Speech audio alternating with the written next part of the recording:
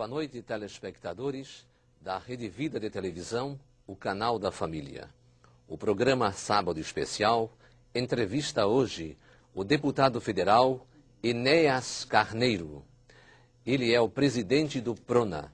Enéas Carneiro notabilizou-se em todo o Brasil quando, em 1989, lançou-se candidato à presidência da República e tinha apenas 15 segundos para mostrar o seu programa. O seu programa era: meu nome é Enéas. Essa figura de destaque da política nacional será novamente candidata à presidência da República.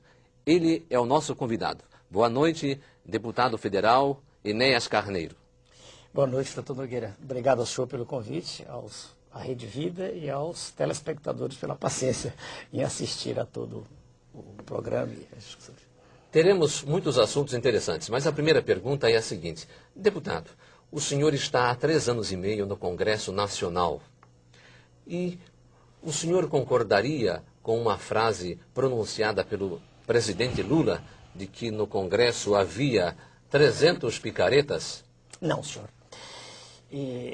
Digo para o senhor e para os telespectadores, eu não concordo com isso. Isso é uma super simplificação. O Congresso espelha a sociedade. Então, a gente de todas as categorias, e eu não generalizaria dessa forma. Eu discordo de Sua Excelência o presidente Lula. Muito bem. No ano passado e neste ano, as denúncias que vêm do Congresso Nacional envolvendo mensalão, mensalinho, envolvendo sanguessuga, tem vários deputados arrolados aí, incluídos como denunciados. O senhor recebeu também alguma oferta de alguma propina ou alguém tentou fazer o senhor mudar de partido? Não, senhor. Desde que lá cheguei, e chegamos, né? Todos nós que fomos eleitos com aquela votação que o senhor já mencionou, eu jamais recebi nenhum convite desse gênero. Jamais, eu não posso dizer isso. E, claro, daqueles que comigo foram, 4 saíram. Certamente receberam o convite, não posso afirmar que foi dinheiro, mas foi para ter vantagens, auferir vantagens que não teriam ficando no PRONA. Nós estávamos contrários àquilo que se chama a base governista, quer dizer, o sustentáculo, a sustentação. Então saíram 4 e ficou apenas o doutor Elimar Massa Damasceno, que está comigo. Muito bem. Nas últimas eleições proporcionais, o sempre candidato à presidência da República desistiu e saiu candidato a deputado federal. E foi o mais bem votado da história do país. Enéas Carneiro Ferreira teve... Ferreira Carneiro teve 1.560.000 votos. Nunca se viu votação igual em todo o país. Até o ex-governador de São Paulo, Paulo Maluf, era o mais votado, com 670.000 votos. Como que o senhor explica essa votação? É complicado explicar. Eu já tentei entender isso diversas vezes. Já conversei com colegas neurologistas, sociólogos, e há uma interação, né, direta entre mim e o eleitor. Eu não tenho cabos eleitorais, não fiz contato com nenhum prefeito, não fui a cidade alguma. É um contato direto pela televisão. Eu quero crer que é a maneira como eu falo, que já tinha dado um resultado semelhante da eleição para presidente da República em 94. Eu tive quase 5 milhões de votos. Como é que o senhor fala? O senhor sabe, no horário gratuito, eu transmito aquele sentimento que é do homem comum. Eu sou um homem comum, não me contaminei, né? E com excelência, nada disso. E quando eu falo no horário gratuito, eu transmito para o eleitorado aquela sensação que é própria do homem, a indignação com o modelo, não é com uma pessoa, o modelo de que nós falaremos daqui a pouco, o modelo que leva o nosso povo a uma situação de escravidão. É essa a questão. Eu quero crer que é a verdade, é o não comprometimento com o modelo que faz com que o cidadão comum perceba que eu não pertenço ao sistema. Talvez isso. Ou não seria também um voto de protesto qualificado? É um voto excelente, o seu adjetivo, um voto de protesto qualificado. E do presidente da República seria um voto de protesto não qualificado? Porque aí não qualificado. Sua Excelência, o presidente é notoriamente inculto, né? Não, ao longo da vida não tem formação específica em área alguma, e eu já disse a ele, não estou falando, né, sem ele estar presente, disse a ele em 94, e aliás eu temia por tudo que veio a ocorrer 10 anos depois. E, se quiser, o que é protestar? Quando as pessoas votam contra um indivíduo, estão protestando contra ele. Eu penso que sempre há um protesto. Quando as pessoas votam contra o modelo que era chamado neoliberal aí, acreditando que Sua Excelência, o atual presidente, ia fazer diferente, estavam protestando. Quando as pessoas votam em mim, elas querem uma palavra, elas querem uma voz, elas querem uma expressão contrária ao modelo. E tem comigo isso. Eu não me curvo. Em nenhum instante eu cedi à tentação. A tentação de estar do lado do governo. O deputado federal, Enéas, com 1.560.000 votos, levou também para a Câmara Federal mais 5 deputados do seu partido, Prona. Por favor, o senhor se lembra qual foi a votação desses 5 outros deputados? Sem citar nomes, porque não me... Por favor, porque não interessa, citar, são ilustres desconhecidos da Isso. população. Foram 600 votos. 600 votos? 400... 275, 382. Então, Nem para nada. veja, telespectador, pelo coeficiente eleitoral, São Paulo, para cada 250.000 votos dados a um partido, teria um deputado federal aproximadamente isso. eleito. E, no caso do deputado, ele teve sozinho 1.560.000 votos. Por conta dessa votação... Na verdade, nós estamos desprezando 10 mil, que é 70. Então, não é por conta irrelevante. dessa votação, ele conseguiu eleger 5 desconhecidos deputados. Eram profissionais gabaritados? Não. Nas suas áreas, sim. Que áreas? Médico, professor. 2 médicos, professor de filosofia, advogado, sim. Profissionais que estavam comigo há pelo menos há 3 décadas. E eles... 2 décadas. Ao chegar lá, eles continuam no Prona? Não. Não? Onde eles estão? 3 estão no PP, Papa, e o antigo PPB, e 1 está no PL. Mas, de novo, isso é uma opção deles, né? Quando se chega ao Congresso, veja, doutor Nogueira, a pessoa se deslumbra. Não, podia ser uma opção deles, uma opção, mas um respeito à sua votação, ao seu partido, gratidão, que lhes garantiu uma cadeira de deputado federal por São Paulo, o maior estado da federação, e a sua votação é maior do que de muitos senadores e de candidatos ao governo de estado. É verdade. Mas aí o que se passa aí é compreensível quando se atenta para o privilégio que se tem na casa. Nós estamos ali como se estivéssemos numa corte. Né? Há muita vantagem. Não estou falando pecuniária, só dinheiro. O senhor tem um elevador particular, o senhor é chamado de excelência. Se a pessoa não tiver uma estrutura, né, de caráter que a mantenha imune, né, é natural que queira ir para o lado do governo. Porque o governo tem muito mais poder. O governo, estou falando do executivo. Veja, o senhor falou ali mensalão. O que foi isso em última análise? Isso foi a ingerência direta do executivo. Eu costumo dizer do outro lado da rua, e já disse isso, né? Lá na nossa casa, no tribunal, foi ingerência direta do executivo. Com todo o poder de que dispõe, ele comprou consciências, não há dúvida quanto a isso. Né? E, lamentavelmente, o número foi significativo. Assim se explica a aprovação de uma série de medidas provisórias absolutamente nocivas à população. Quando eu falo população, estou falando da população de baixa renda, aquela que precisa mesmo do Estado. Né? Então, a reforma da Previdência, reforma tributária e tantas outras coisas. Então, a bancada do Prona... reduziu-se a 2. Com muito orgulho, estamos no Prona, deputados federais, eu e o doutor Elimar, que é um amigo, irmão e uma pessoa por quem eu tenho estima, respeito e admiração pela sua decência. Então, e aliás está aqui em nosso estúdio. Nossos agradecimentos ao deputado federal do Prona.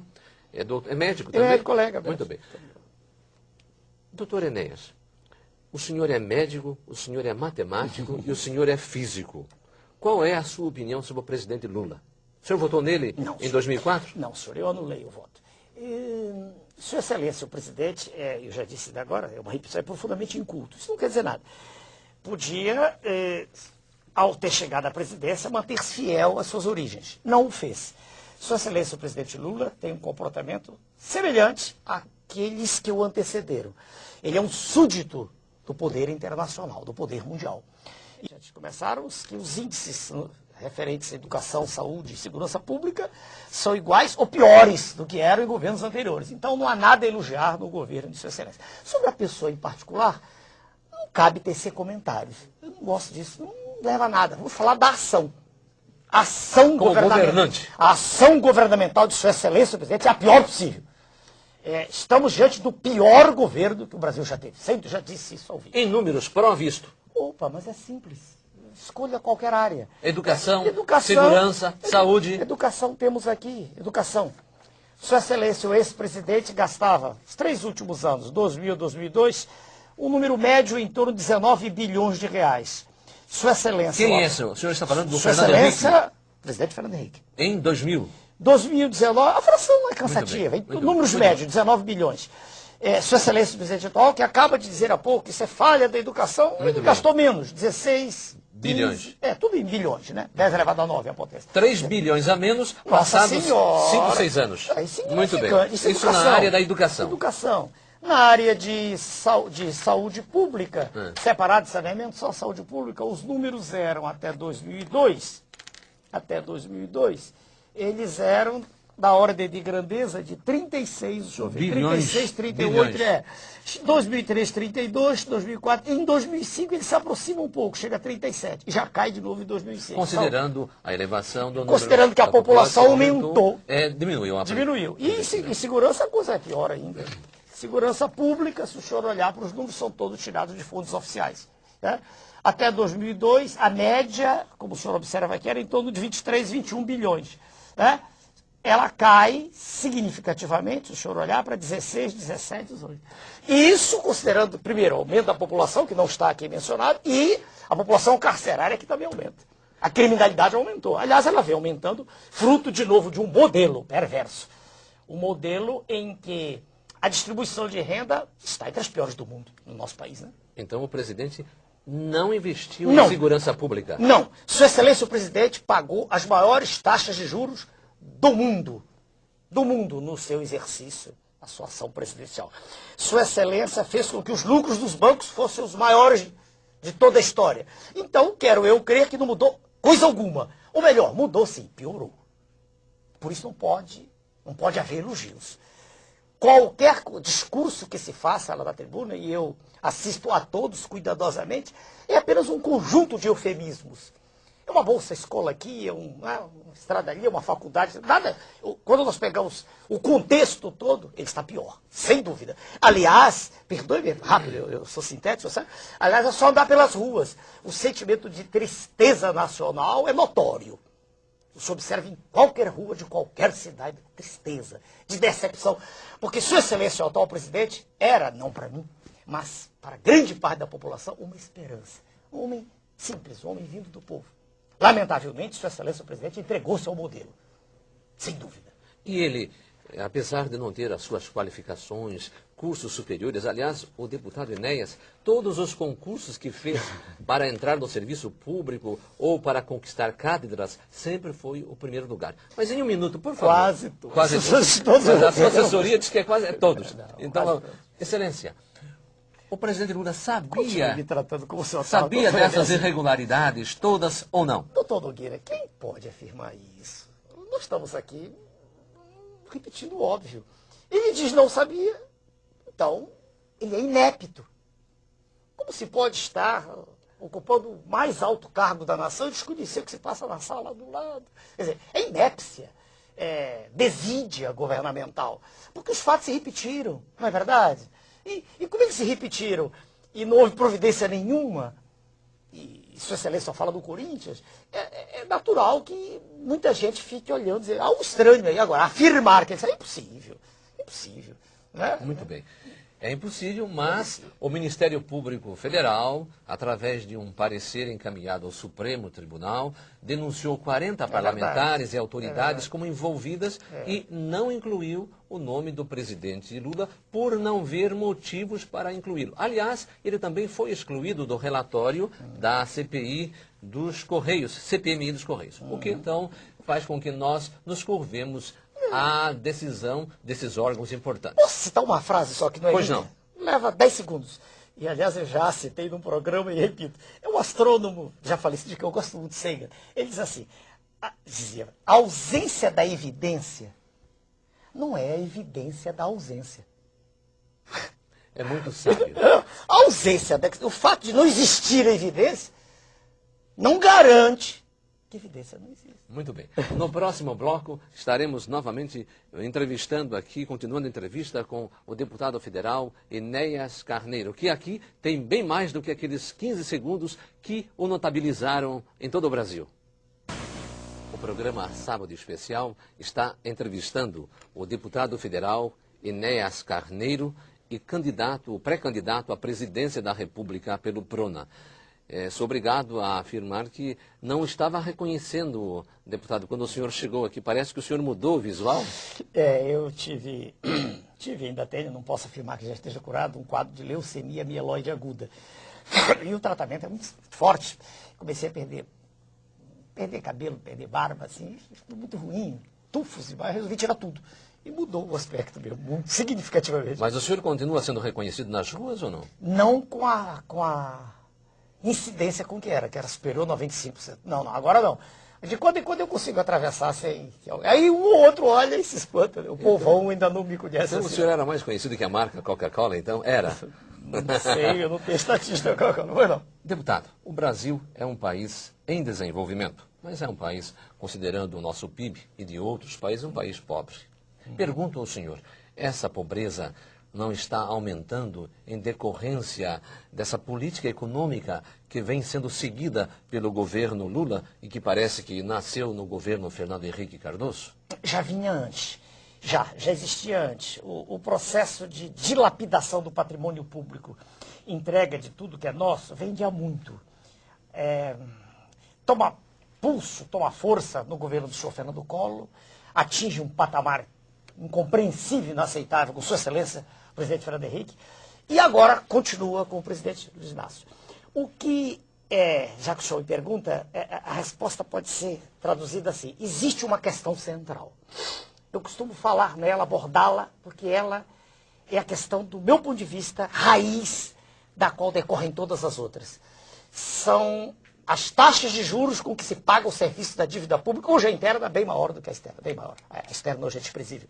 E a interna já ultrapassa a cifra assombrosa de 1 trilhão. 1 trilhão de reais? 1 trilhão de reais, 1 trilhão. É um número que, se alguém fosse contar sem parar, não fizesse nada, levava 30 mil anos para contar. Eu já fiz isso contar. É uma coisa assombrosa. Mas veja, as taxas de juros com que se paga o serviço dessa dívida chegaram, ano passado, segundo o próprio secretário do Tesouro Nacional, teriam chegado a 180 bilhões no final de 2005. Isso dava uma média de 15 bilhões mês. Veja, 15 bilhões, um total de 180, dá mais de 3 vezes tudo que foi gasto com educação e saúde. Veja como é uma questão central. Não há dinheiro para nada, não há dinheiro para educação, não há dinheiro para saúde. Vamos entrar no hospital público. Não falta tudo num dia, mas quase tudo falta. Falta algodão, falta gás, falta material cirúrgico, falta remédio. É um desespero, a gente morre na fila, falta maca. É só olhar. Hospital público, escola não precisa falar. Estrada não precisa falar. Não há dinheiro. Segurança pública, quando se pede que se aumente a taxa para o presídio, que os presídios vivem em situação falimentar, a resposta é sempre, não se pode mexer, não há verbas, não é? A resposta geral, não há recursos. Mas como dizer que não há recursos se uma parte dos juros é reinvestida na dívida? Veja que coisa estranha, quanto mais se paga, mais se deve. Sua Excelência, presidente Fernando Henrique, assume com 60, números redondos, 60 bilhões, entrega com 600 bilhões reais. E Sua Excelência, o presidente Lula, vai aumentando a dívida. 620, 700, 800, 900. Onde nós estamos? Para onde vai isso? E os juros pagos chegaram, segundo eles, a 157 bilhões. Mas se eles incluírem aquilo que foi a capitalização, juros capitalizados, os números são astronômicos. Chega-se a cifras assombrosas de mais de 200 bilhões. Não há saída. Essa é a questão central. Então estão mascarando a dívida? A dívida não, o serviço da dívida. A dívida aparece com mil e uma injunções, papéis que são colocados noutras rubricas, mas a dívida ainda aparece. O questão central. Então estão mascarando a dívida? A dívida não, o serviço da dívida. Serviço da dívida. A dívida aparece com mil e uma injunções, papéis que são colocados noutras rubricas, mas a dívida ainda aparece. O que não aparece é que a cada instante uma parte desse serviço é acrescentada, é adicionada. Por isso a dívida cresce. Mas veja, doutor Nogueira, isso é assombroso. É assombroso porque nós vivemos num centro de país pobre, mas como pobre? Se nós temos o maior contingente de água potável do planeta, 21%. Como pobre, se nós temos uma riqueza mineral que ninguém tem. Eu conversava com o senhor e converso sempre com qualquer colega, qualquer pessoa, perdoe-me tratá-la assim, que queira trocar ideias. Nós temos de nióbio um elemento químico fundamental para a indústria aeronáutica, sem o qual o avião supersônico não levanta voo. Temos 97% a 98% do mundo aqui.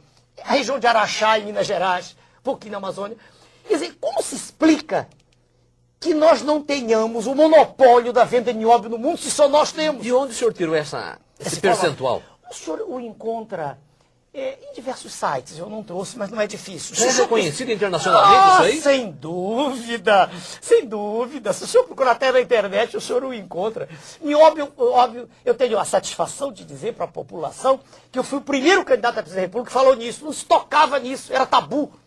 Eu fui o primeiro. Nióbio, né? N-I-O-B-I-O, nióbio. Pois bem, eu fui, mas não se toca nisso, isso é tabu. Agora, só o nióbio permitir Luzia ter uma moeda própria, lastreada nele. Entendeu? Nós podemos ter nossa, não atrelada ao dólar, só ele, só o...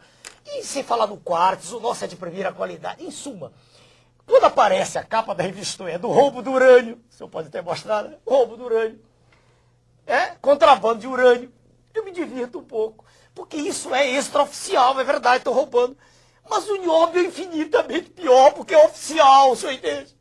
É oficial. Quer dizer, se nós calculássemos quanto é gasto de nióbio em toda a indústria aeronáutica mundial, do planeta, planetária, não é verdade? E víssemos quanto sai daqui, o que entra deveria ser compensador, e não é. A coisa veja o senhor, é avassaladoramente desastrosa para o país. A questão mineral no país é uma questão, do meu ponto de vista, que tinha que ser abordada de saída. Não podia haver nenhuma concessão, porque riqueza mineral é de uma safra só, é de uma vez só. Nós não temos outra safra de nióbio, nem de quartzo, nem de manganês. Nosso manganês já está nos Estados Unidos, na Pensilvânia, compondo as chamadas reservas estratégicas, está lá.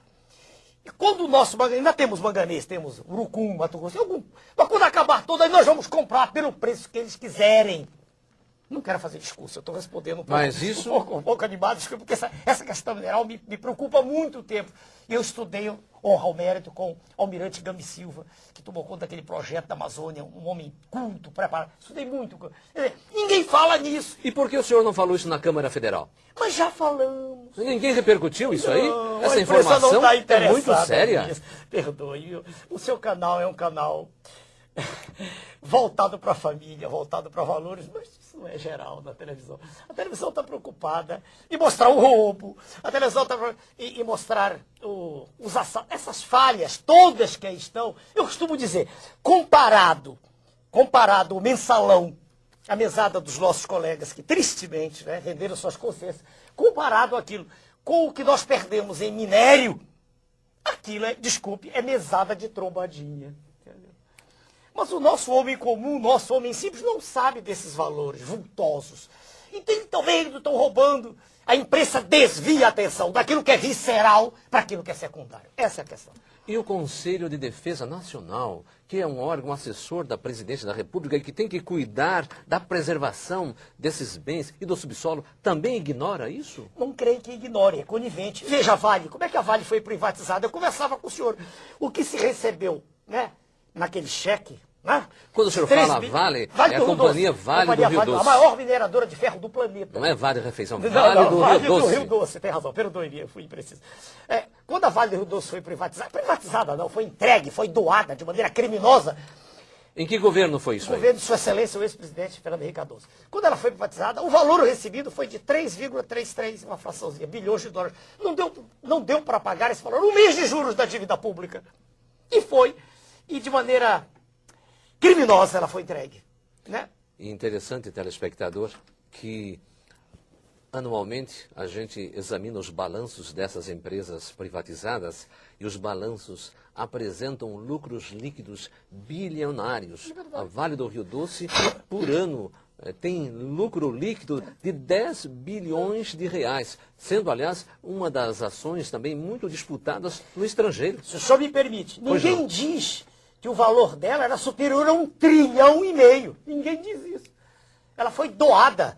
Essa é a questão. Quem estava por trás? Vamos dizer, quem estava por trás eram grupos multinacionais poderosíssimos. Haja vista a presença do senhor George Soros, um dos mega bilionários do planeta, está fazendo, por acaso, alguma caridade ao investir na Vale do Rio Doce? A Vale do Rio Doce era, e ainda continua sendo, uma questão estratégica, porque os minérios representam a nossa segurança. Quando ele compra a Vale, isso fica para o próximo bloco, eu sei que o senhor vai já falar, ele está comprando ativos reais, e não ativos financeiros, moeda falsa, ele está comprando riqueza real. Então, pelas suas explicações, a Vale do Rio Doce, ela não foi privatizada, foi expropriada. Exatamente. Vendeu-se o controle, porque ela não foi vendida, o que se deu foi o controle das ações. Né? Uma parte pequena, mas quem comprou passou a ter o direito de dizer o que explora, quando explora, para onde manda e por quanto. Então o seu lucro também, que é astronômico, está sendo repassado para o estrangeiro? Claro. Deputado. É capital internacional, é o poder mundial, a apoderância das riquezas dos países ditos em desenvolvimento. Nós somos, na verdade, perdoe o senhor, perdoe os telespectadores, os colegas que estão participando, nós somos uma colônia gigantesca. Deputado, e também nas telecomunicações? Telecomunicações. Aconteceu a mesma coisa? Mesma coisa. Terrível. Então perdemos o controle de minérios e das comunicações. Agora, hoje, eu estava vindo, um assessor me ligou que nós não temos mais o direito de exportar açaí lá do norte do país. Açaí, da minha região de onde eu vi. Porque o açaí agora foi, como é que te diz, patenteado lá fora. Não tem certeza. Parece que açaí, nossa, não, foi patenteado o nome, açaí. Ah, sim, não, a frutinha, o açaí, que eu conheço, não temos mais direito. Rapadura. Estamos desprotegidos. Essa é a verdade. É uma colônia gigante. Tão desprotegidos estamos, telespectadores, que até o ex-cocaleiro Evo Morales, da Bolívia, quem sabe pelos precedentes dessas privatizações, entre aspas, houve por bem tomar uma iniciativa lá e corajosamente expropriou o quê? As 2 refinarias da Petrobras, patrimônio nacional, e está dizendo que não pretende pagar indenização alguma, ou se pagar com gás com preço elevadíssimo. O que lhe parece, deputado? Nós temos tempo ainda? Por favor. Não, porque isso aí envolve... Por favor, deputado. Na ocasião... O senhor tem aqui todo o tempo. Por causa do tempo, eu sou... O senhor já foi muito violentado por essa questão de tempo aí. Eu sou disciplinado, doutor, eu obedeço às regras. Sua Excelência, o presidente boliviano, ele está tomando uma posição, podemos até usar um adjetivo, ultranacionalista, né? Mas, quando o contrato foi feito, do governo também anterior, e o contrato não era bom, nem para a Bolívia, nem para nós brasileiros, nem para a Petrobras, era bom para as multinacionais. Porque o que ficava para a Bolívia do gás, quer dizer... Mas no caso a multinacional era a Petrobras? Desculpa? Não. Porque o maior investidor lá era o governo brasileiro? Não. Então me explica, por favor. Bem devagarinho, tem que ser bem devagarinho. Por favor. O assunto exige, por isso que eu falei o tempo. Não se preocupe. Não. Havia, primeiro, recursos tomados pela própria Bolívia, sobre os quais se pagava um certo serviço, juros. Havia interesses de muitas multinacionais lá no processo todo. E não dá tempo de pegar as fontes, mas é possível demonstrar-se, e o estudo foi feito por engenheiros da Petrobras, a EPET, a Associação dos Engenheiros, mostrando que, em linhas gerais, o que era mais ruim para nós, claro, era o take or pay, né? Quer dizer, nós, mesmo que não gastássemos, mesmo que não usássemos o gás, teríamos que pagar. Era muito ruim. E algumas dessas cláusulas já foram refeitas. Mas não era necessariamente bom para a Bolívia, não era. Aí, veja bem, quando o senhor Evo Morales assume, já havia ocorrido um referendo, 2 anos atrás, em 2004, né? Já havia, dizendo, não me recordo exatamente os termos, mas já tinha ocorrido um referendo, no qual tinha sido estabelecido que os contratos tinham que ser refeitos. no qual tinha sido estabelecido que os contratos tinham que ser refeitos. O que ele fez, veja bem, agora, foi em maio agora, né? Agora, Isso. o que ele fez foi... Dia 1º de maio. 1º de maio. O que ele fez foi numa atitude, assim, extremamente drástica, dizer, vai ser como eu quero, vai ser como eu quero. Foi, digamos, uma atitude violenta. Inamistosa. Sim, não amistosa. Mas, se nós olharmos para aquele país e quão vítima ele vem sendo há tanto tempo desse poder maquiavélico mundial, a gente tem que entender, não que é o Chaves da Venezuela, a gente tem que entender um pouquinho que de quando em quando há roubos desse gênero. Nós, claro, estamos sendo prejudicados, se bem que a Petrobras, e isso é declaração também de dirigente, acaba de afirmar que a Bolívia, enfim, os negócios são pequenos lá, não são de tão grande monte, o senhor deve ter lido. A Petrobras, $1,5 bilhão. Mas há coisas, veja bem, no contexto geral, não é uma grande sangria o que está ocorrendo com a Bolívia. Mas o ponto, do meu ponto de vista, que tem que ser... Quando ele toma uma atitude dessas, ele faz algo que o nosso presidente, que Sua Excelência, o presidente tem direito, né, não faz. Por exemplo, as multinacionais aqui exploram o petróleo e pagam 5%. Exploram? Não. Levam para fora. 5%. Lá no Oriente, em torno de 30%, né, que é pago. Por que só 5%? Por que o Sua Excelência presidente não cobra um serviço à altura? É isso que mais espanta. Muito bem. No próximo bloco, conversaremos com o deputado Enéas e candidato à presidência da República sobre a segurança pública no estado de São Paulo e no Brasil inteiro. Deputado Enéas, o senhor mora em São Paulo ou no Rio de Janeiro? Moro em São Paulo, Rio e Brasília. No Rio eu tenho uma filha de 21 anos, com quem eu moro, antigo, estou no Rio há mais de 40 anos, em São Paulo há mais de 20 dando aula, parei agora por causa da doença, e também tem um cantinho lá, e em Brasília a residência oficial. Moro nos 3 lugares. E por que o senhor preferiu sair candidato a deputado por São Paulo? Podia ser em qualquer estado, como o senhor acabou de dizer, agora eu coincido em qualquer um. Em São Paulo tem mais eleitores, tem mais... Como a minha penetração era razoavelmente a mesma, né? Com exceção do estado do extremo norte, onde eu estive poucas vezes, mas era razoavelmente a mesma. Em São Paulo, eu pensei, em São Paulo, há mais eleitores, o resultado será maior, honestamente. E tenho carinho por São Paulo, como tenho por qualquer lugar. Eu sou brasileiro, como o senhor é. Muito Estamos bem. falando português, hein, senhor? E se o senhor fosse governador aqui do estado de São Paulo, considerando a situação séria na área da segurança pública que São Paulo está vivendo, o que o nosso deputado, então, governador, faria para tranquilizar a população e resolver esse problema gravíssimo que está afetando a todos? Veja, de novo, eu volto à questão central. Os governos estaduais, dos Estados-membros e os prefeitos, todos estão presos à dívida pública. Todos. Se o senhor olhar, quando há qualquer medida que um presidente toma, os governadores, desde o tempo de Collor, os governadores vão lá. Uma linguagem bem singela, tomar a benção. Quer dizer, até assim no CIEP, vai lá. Quer dizer, todo mundo... Porque é o governo federal que solta a verba, que solta o dinheiro. Então, o primeiro problema do qual a gente nós não podemos esquecer, é que Sua Excelência, o governador, independentemente de quem seja, ele não tem todo esse poder que parece ter, não. Não tem. Agora, o que se faz com o que tem? É outra pergunta. Dentro do que tem, do que chega, eu penso que não adianta falar educação. Isso é a médio prazo, não é instantâneo. Então, ainda mais porque muitos dos líderes aí têm até nível médio, né? Não são analfabetos. Não Se são. não fossem preparados, não obteriam esse sucesso que estão obtendo Claro. aí com essas rebeliões todas. Claro. Então, eu penso assim, há que, do meu ponto de vista, tem 1000 abordagens, separar joio de trigo. A cadeia, quer dizer, o presídio é a sementeira do crime. O indivíduo furta um frango e é preso, é jogado lá dentro e sai traficando. Todo mundo sabe disso. Né? Então, há que separar. Como? Não adianta estar construindo presídio. Aquele presídio está todo mundo amontoado, não faz sentido. Eu penso que, e não estou também dizendo nada novo, a prisão agrícola é uma saída. Né? Espaço aberto, local onde o sujeito possa produzir algo. Aquilo ali, isso do jeito que está, vai explodir. É uma bomba de efeito retardado. Mas isso, como disse o senhor, a médio prazo. Quero saber para hoje. Medidas de segurança, não há saída. Se um rinoceronte nos ataca, não adianta cantar uma área.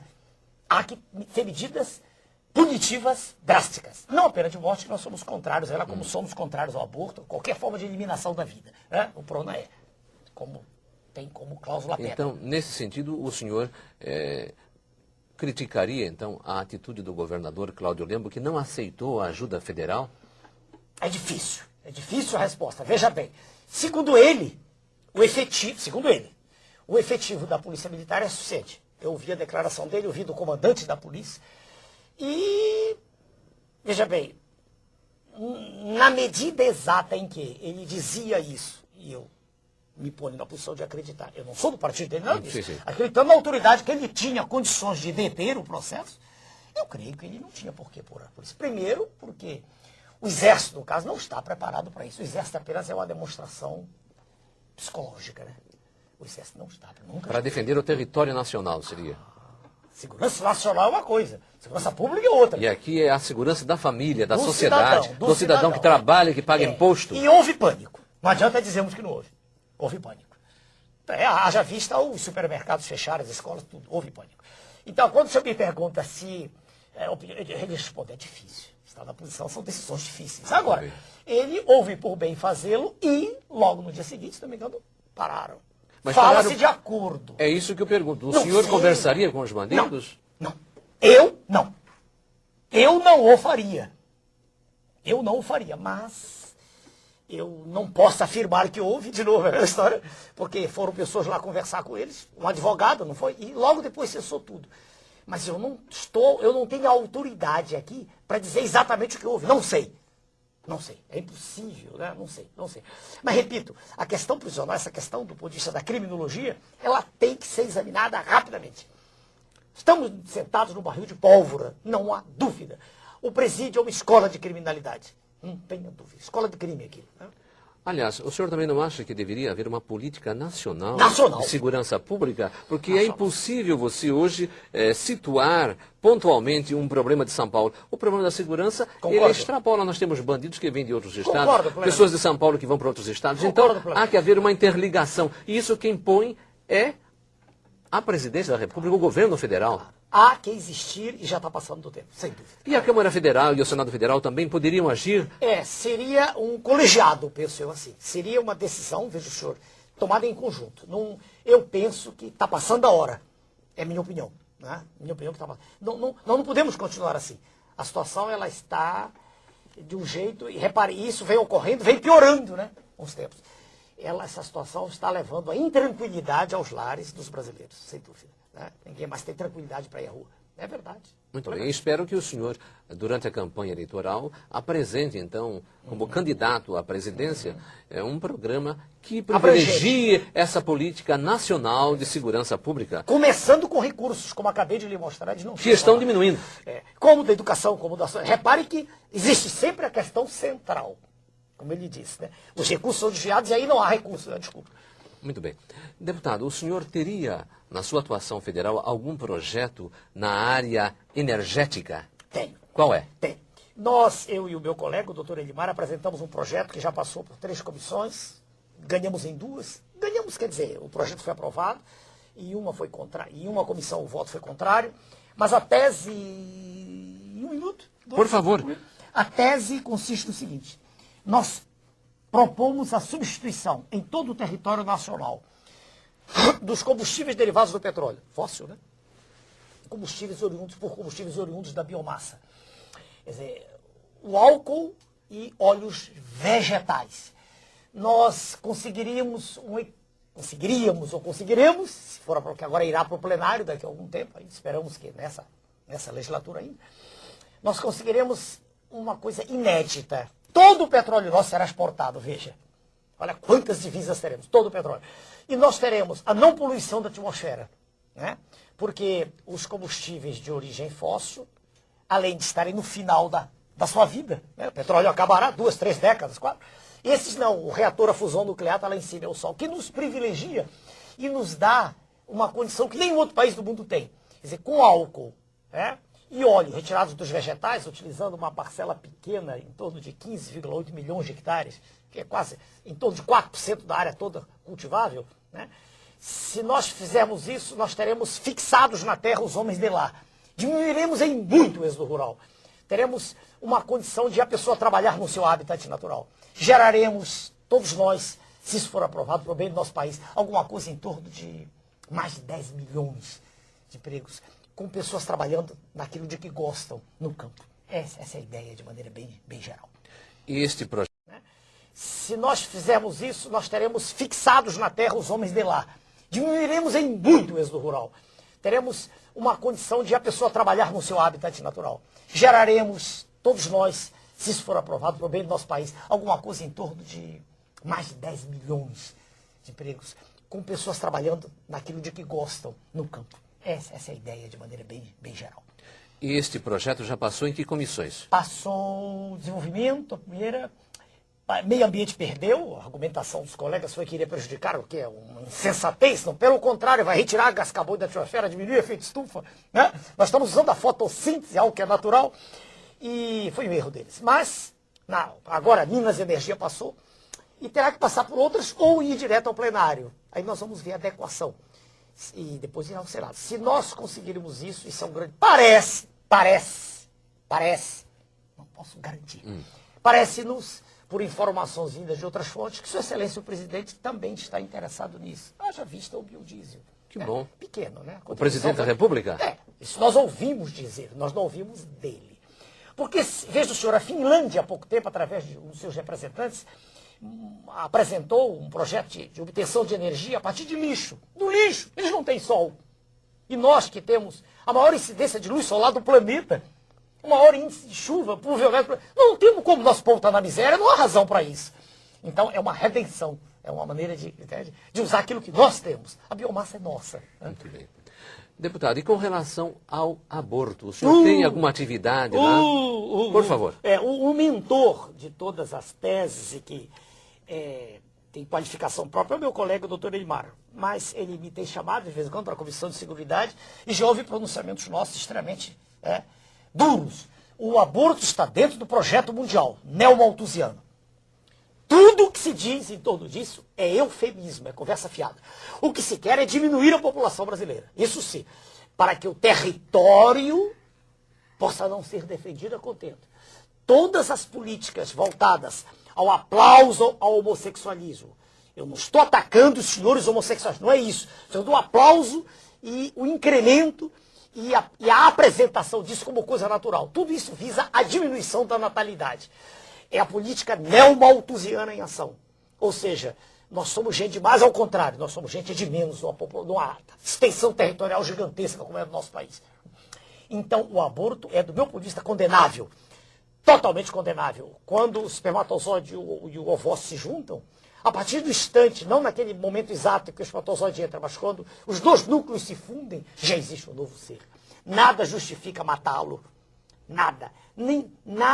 Nenhuma razão de qualquer natureza permite isso, uma vez que ali está, independentemente de qualquer conceito religioso, ali está uma nova vida, um novo ser. Então nós do PRONAM somos radicalmente contrários a essa política. E qual é a aceitação na Câmara Federal desse seu ponto de vista muito importante? Opa. Nós conseguimos, eu, doutor Ibar, e uma série de outros colegas deputados, independentemente do partido a que pertençam, conseguimos deter, e foi protraída a decisão, né, de um projeto de uma colega nossa deputada que pretende abrir as porteiras todas do aborto. Mas isso foi detido no final do ano transato, agora de 2005. O projeto volta as tentativas da abertura da porta vêm a cada instante. Mas nós conseguimos deter. Então, foi alguma coisa positiva que conseguimos. Como o senhor estará fora da Câmara Federal, quem continuará essa batalha Doutor lá? Elimar. Então, se o PRONAM conseguir eleger deputados federais em São Paulo, mas aí o senhor tira o verbo achar, eu não vou brigar com o senhor há de convir que o senhor foi num crescendo, começou com 180 mil votos para presidente, depois passou para 360, agora depois passou para 5 milhões, 5 milhões, depois baixou porque o seu tempo baixou também. Agora, se o senhor não tiver um tempo bom, isso a bancada também não terá um tempo bom. Eu tive meio minuto para deputado federal, meio minuto. O que o senhor falava nesse meio minuto, deputado? Meio minuto. Veja, senhor telespectador, o nosso país é o mais rico do mundo, não é o mais pobre. Ele é o mais rico em água potável, em luz solar, com energia captada nas folhas, que pode ser utilizada, como eu acabei de mostrar. Né? O nosso país tem uma agricultura que é só estimular um pouquinho e ela produz, não há por que haver fome. Nós temos a maior riqueza mineral do planeta. A que o senhor atribui a situação de pobreza e miséria da população? Claro que é a má gestão.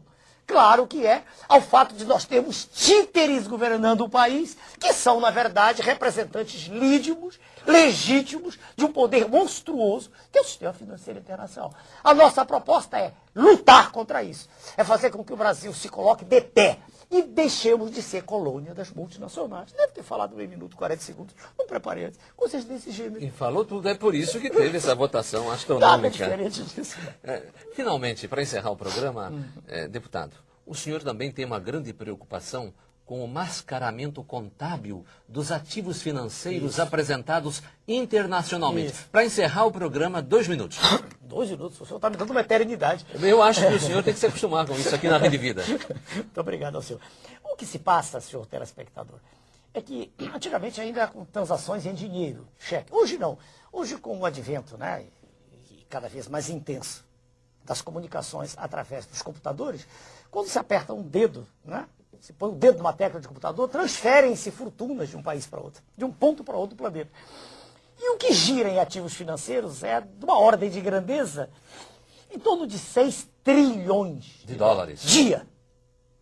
Isso é muito mais do que o total das transações em comércio e indústria, que chegam a alguma coisa em torno de 2 a 3% desse valor. É evidente que o que se faz então é uma fantasia. Vive-se numa gigantesca, é como se fosse uma mesa de bilhar, uma gigantesca fantasia. A riqueza real está nos países ditos em desenvolvimento, são as riquezas naturais. E delas se apropriam os donos dos ativos financeiros. Assim compraram a Vale do Rio Doce, assim compram terras na Argentina, compram terras no Brasil. E é preciso que nós acordemos para isso. É preciso, eu sei que é dura a frase, mas é preciso ter coragem para enfrentar o sistema financeiro internacional. O deputado disse, em resumo, que também há empresas com patrimonialização insignificante, mas ações com valores astronômicos nas bolsas. Então, o patrimônio da organização, 6 bilhões de dólares, mas as ações em bolsa valem 100 bilhões de dólares. Quer dizer, é um sonho, é uma realidade, é um castelo. E, em cima desse castelo, muitos sonhos se destroem. Pessoas que investem, acreditam no mercado financeiro e ficam sem nada. Mas são os pequenos, né? Não têm acesso à informação privilegiada. Porque, se o senhor olhar os mega especuladores, dificilmente perdem. São números vultosos, são quantias, número vultoso, a expressão está imprópria, são quantias vultosas, são valores aos quais nós não temos acesso, são milhões, bilhões de dólares, transitando como bits, né, de informação de um lado para o outro planeta. Essa é a verdade. Deputado, muito obrigado por sua entrevista. Sucesso ao senhor Obrigado dentro do possível, apesar do pouco tempo que vai ter na televisão. E esperamos que o senhor volte aqui à Rede Vida para conversar com o telespectador do Sábado Especial. Muito boa noite.